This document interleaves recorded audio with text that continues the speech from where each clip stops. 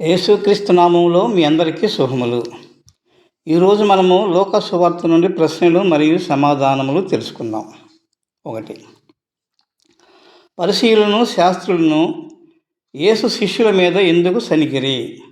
జవాబు: సుంకరులతోనూ పాపులతోనూ మీరేలా తిని త్రాగుచున్నారని పరిసయ్యులు శాస్త్రులు యేసు శిష్యుల మీద సనిగిరి. 2. యేసు శిష్యుల మీద సనిగిన పరిసయ్యులకు శాస్త్రులకు యేసు ఏమని చెప్పాను? జవాబు: రోగులుగా కానీ ఆరోగ్యం గల వారికి వైద్యులు అక్కరలేదు.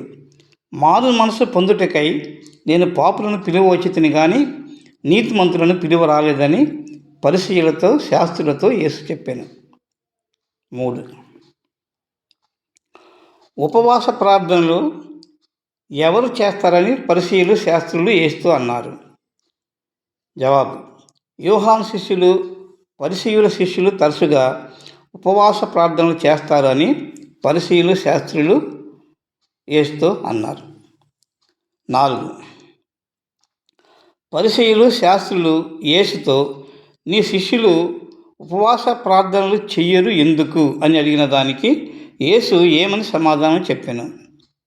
జవాబు: పెండ్లి కుమారుడు తమతో ఉన్నంతకాలము పెండ్లి ఇంటి వారి చేత ఉపవాసము చేయించగలరా? పెండ్లి కుమారుడు వారి యొద్ద నుండి కొనిపోబడి దినములు వచ్చును.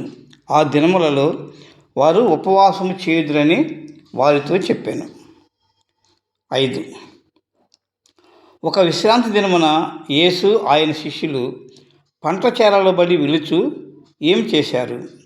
జవాబు: యేసు ఆయన శిష్యులు పంట చేలలో బడి వెళుచుండగా యేసు శిష్యులు వెన్నులు త్రుంచి చేతులతో నలుపుకొని తినుచుండిరి.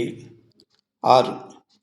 దావీదు దేవుని మందిరంలో ప్రవేశించి ఏమి చేసినని యేసు చెప్పాను?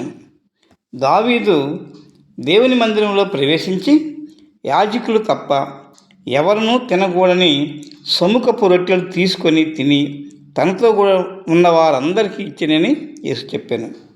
7. మనుష్య కుమారుడు దేనికి యజమానుడని యేసు చెప్పాను? జవాబు: మనుష్య కుమారుడు విశ్రాంతి దినమునకు కూడా యజమానుడని యేసు చెప్పాను. ఈ వీడియో మీకు నచ్చితే ఇతరులకు కూడా ఈ వీడియో షేర్ చేయండి. దీనిపై మీకు కామెంట్స్ రాయండి. Thank you.